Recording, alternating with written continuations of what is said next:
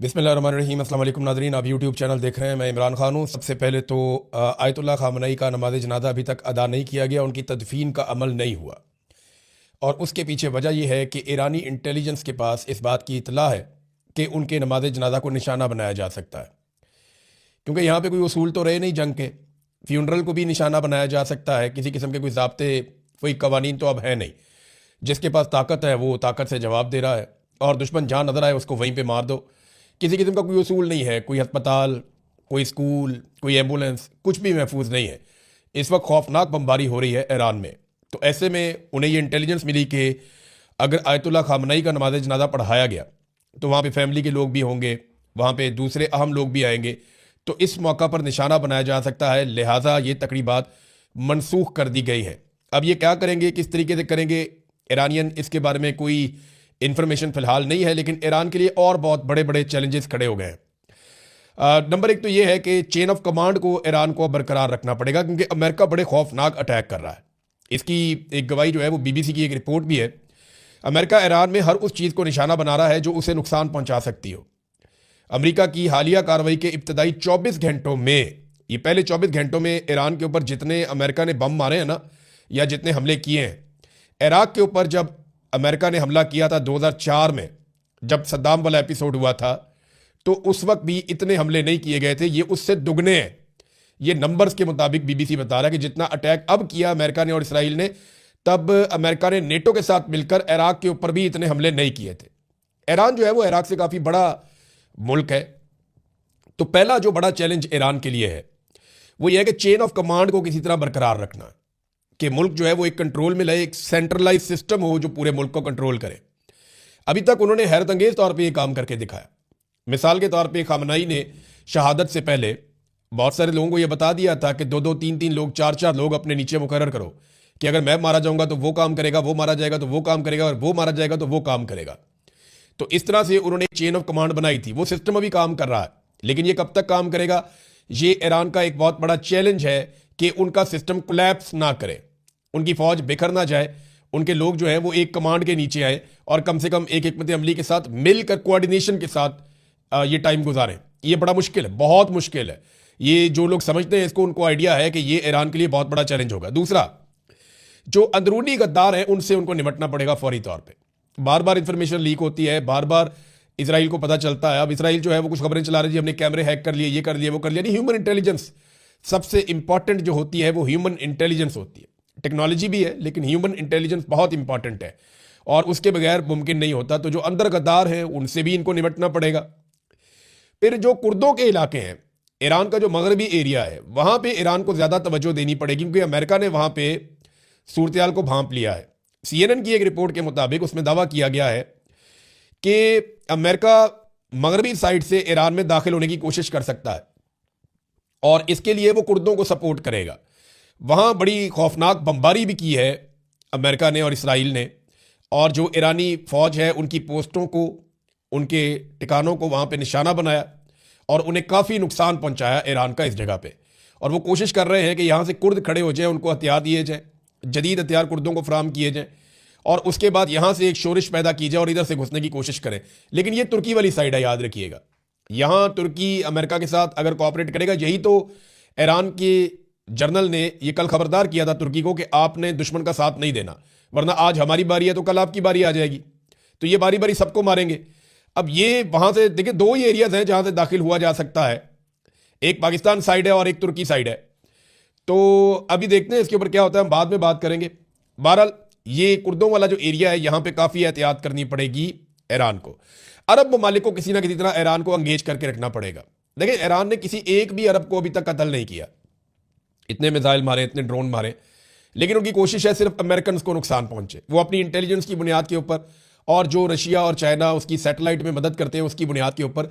Iran जो attack करता है उसमें वो कोशिश करता है कि अरबों को नुकसान ना हो, अरब के जो शहरी हैं या उनका अपना गुजाती नुकसान ना हो। वो सिर्फ अमेरिकन जो टारगेट्स हैं वहां पर, उनके ऊपर हमले कर रहा है।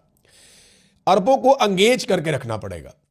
लेकिन अभी कोई ऐसी खबर नहीं आई कि ईरानी सफीर को तलब कर लिया गया, वहां पे बुला के कोई, वो वार्निंग तो जारी कर रहे हैं बार बार अरब ममालिक, हमलों को रोकने के लिए इंटरसेप्टर्स भी इस्तेमाल कर रहे हैं, लेकिन जवाबी हमला ईरान के ऊपर नहीं किया। तो ईरान को ये किसी ना किसी तरह मैनेज करना होगा कि जो खलीजी ममालिक हैं उनके साथ ज़्यादा बिगाड़ पैदा ना हो।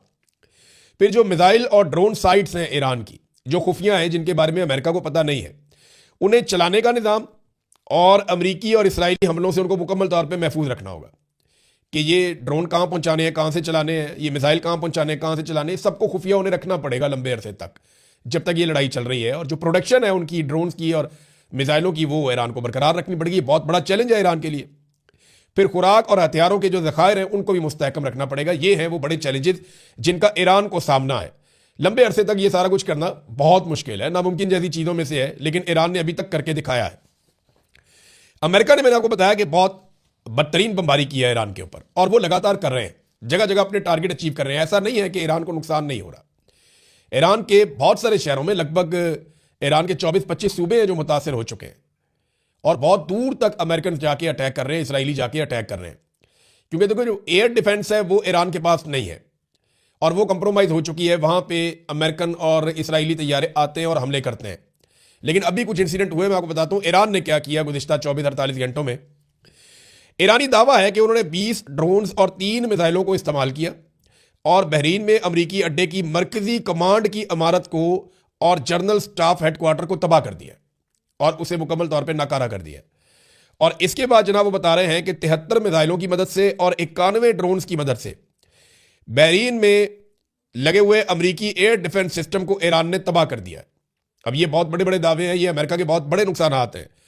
कुछ इतलात ये भी आ रही हैं कि यूएई में दुनिया का सबसे महंगा एयर डिफेंस सिस्टम है जो अमेरिका का लगा हुआ है, उसे भी हमला करने के बाद नकारा बनाया गया है। इसके हवाले से कुछ सैटेलाइट तस्वीर भी सोशल मीडिया पर शेयर की जा रही है। फिर एक अमरीकी F-35 तैयारा गिरकर तबाह हुआ ईरान में। ये F-35 को दुनिया का जदीद तरीन तैयारा इस वक्त कहा जाता है। दुनिया में इसकी बड़ी डिमांड है, लेकिन ये बहुत महंगा तैयारा है। इसराइली फौज भी इसे इस्तेमाल करती है, अमेरिकन फौज भी इसे इस्तेमाल करती है। ये ईरान के शुमाल में लुआसान में ये गिराया गया है, यहाँ पे पहाड़ियाँ हैं, उनके अंदर ये तैयारा गिरा है, और इसको ईरानी एयर डिफेंस सिस्टम ने निशाना बनाया है मुबैना तौर पर। क्योंकि चाइना से इन्होंने HQ-9 लिया हुआ है एयर डिफेंस सिस्टम, तो दावा ये किया जा रहा है कि शायद उसके जरिए से गिराया गया है। और पायलट जो है उसको पहाड़ों में तलाश किया जा रहा है कि इसके जो पायलट है F-35 का वो किधर है जी, उसको ढूंढो। अब देखते हैं कि ये पायलट ईरान के हत्थे लगता है, नहीं लगता, क्या होता है। अमेरिका के 7 रेडार सिस्टम मुकम्मल तौर पे तबाह हुए हैं। इस हवाले से जो खबर है वो मैं आपको उसकी तफसील बता देता हूं। अमेरिकी अखबार न्यूयॉर्क टाइम ने दावा किया है कि ईरान ने मशरिक़ वस्ता में अमेरिका के 7 रेडार सिस्टम तबाह कर दिए हैं। इसी अखबार के मुताबिक, न्यूयॉर्क टाइम के मुताबिक, सैटेलाइट तस्वीर से अमेरिकी तनसीबात की तबाही की तस्दीक हो गई है। ईरान ने अमेरिकी फौज का कम्युनिकेशन सिस्टम तबाह करने की कोशिश की है। कतर, बहरीन, कुवैत, सऊदी अरब और मुत्तहिदा अरब अमारात में अमेरिकी तनसीबात को निशाना बनाया गया है। अखबार के मुताबिक सेंटकॉम के तर्जुमान ने इस सवाल से बात करने से इनकार किया है, गुरेज किया है। तमाम बहरीन में अमेरिका का सबसे बड़ा रेडार सिस्टम तबाह हो गया है, यहां पर भी तस्दीक हो रही है। बहरीन में अमेरिकी रेडार सिस्टम नेवल ऑपरेशन की निगरानी करता था। ये बहुत बड़ी तबाही है जो हो रही है अमेरिका की। इसमें ना CNN बहुत खौफनाक रिपोर्टिंग कर रहा है। देखिए, CNN वैसे भी ट्रंप के खिलाफ है, फॉक्स न्यूज़ ट्रंप के हक में है, तो ट्रंप आमतौर पे CNN को निशाना भी बनाते रहते हैं। तो CNN अब बदला ले रहा है, वो बता रहा है हर चीज़ खुल के। तो CNN ने जो रिपोर्टिंग की है वो डोनाल्ड ट्रंप के लिए मसाइल पैदा कर रही है अमेरिका में। वो सैटेलाइट तस्वीरें दिखा रहे हैं, वो बार बार दिखा रहे हैं, जनाब ये देखें जगह पहले ठीक होती थी, ये देखें अब तबाह हो गई है। तो CNN सबूतों के साथ डोनाल्ड ट्रंप की मंजी अमेरिका में ठोक रहा है। अब 9 अड्डों पर हमले किए गए हैं CNN के मुताबिक, और उन्हें तबाह किया गया है। ये अमेरिका के मुख्तलिफ ममालिक में अड्डे हैं, और इस पर उन्होंने एक रिपोर्ट भी जारी की है। फिर उन्होंने बताया कि बहरीन में सैटेलाइट कम्युनिकेशन टर्मिनल हिट हो गया है। इसकी उन्होंने वीडियोस भी दिखाई कि जनाब ये अमेरिकी हेलीकॉप्टर भी तबाह हो गए वहाँ पे एक जगह पे, इसी एक अड्डे के अंदर, और कम से कम 5 सैटेलाइट कम्युनिकेशन टर्मिनल अमेरिका के तबाह हो गए हैं।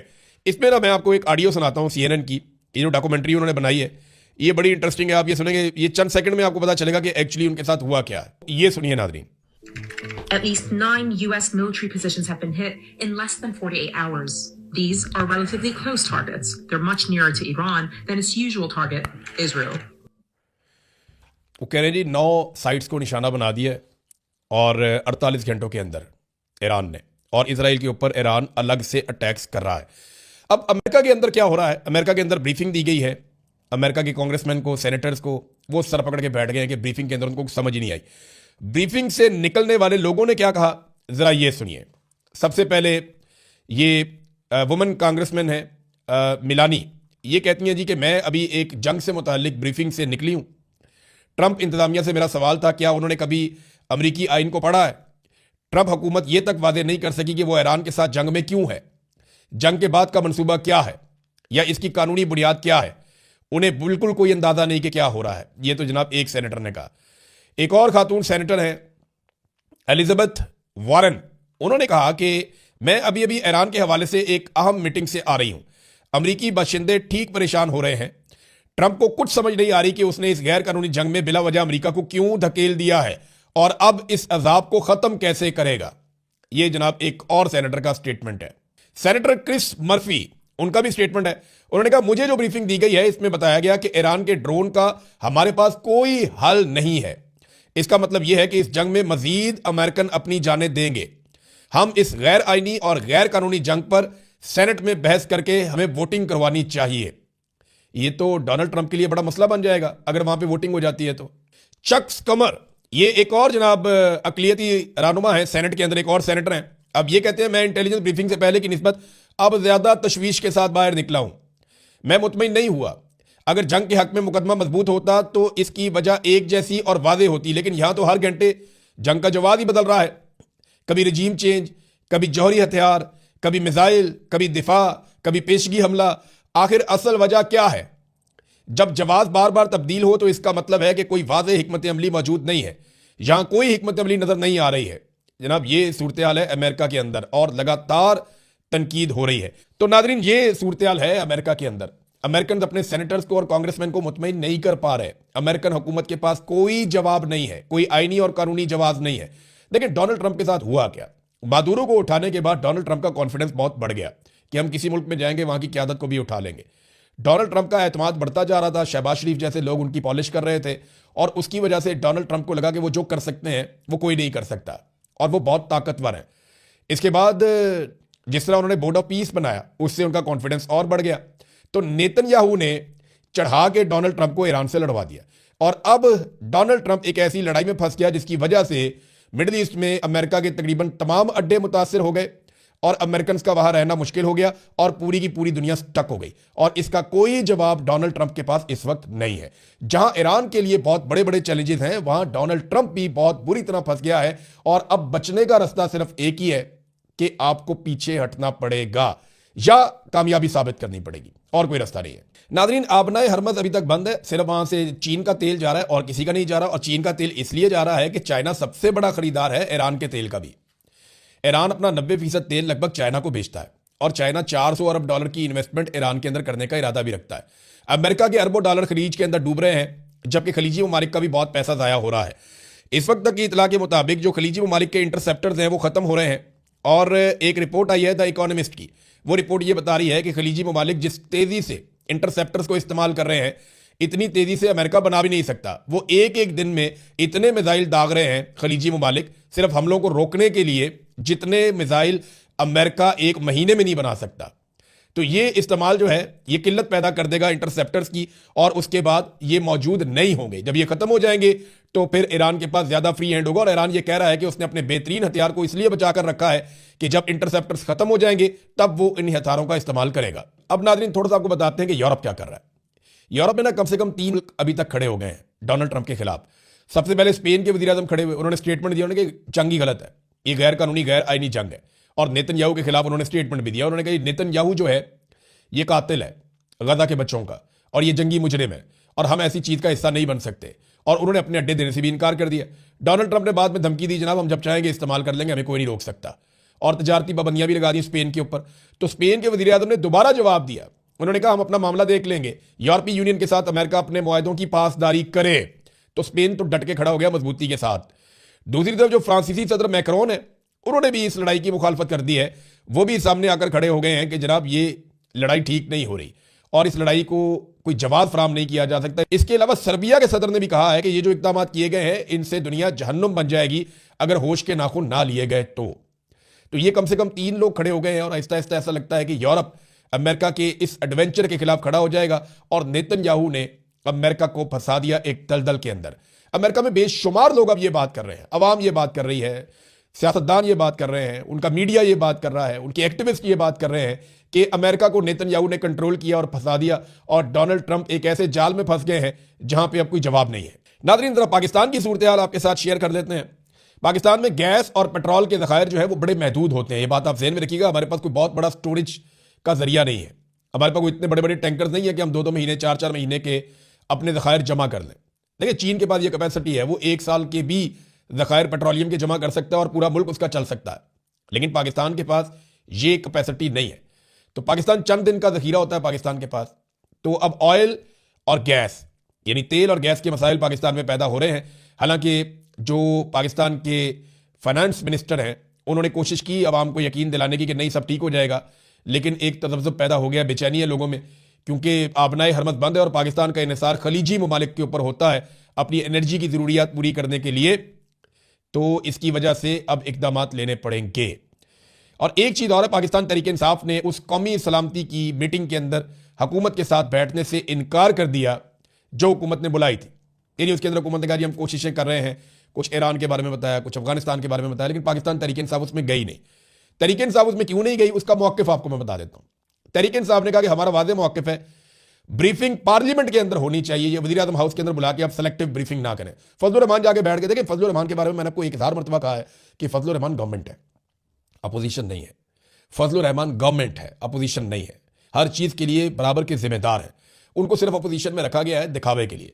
देखिए ना, यही फजलुर रहमान साहब यहूदी एजेंट और ये और वो फलाने कार्ड लेके मैदान में हर वक्त मैदान अमल में निकलेंगे, ये करेंगे वो करेंगे। अब वो फजलुर रहमान आपको दिखता ही नहीं है कहीं पे। ये जाके बोर्ड ऑफ पीस में बैठ गए, ये वहां पे गदा में फौज भेजने की बातें कर रहे हैं, ट्रंप को नोबेल नाम दे रहे हैं, बात ही नहीं करते। नाज़रीन, अब वो पीटीआई ये कहती है कि ये पार्लियामेंट के अंदर होनी चाहिए थी।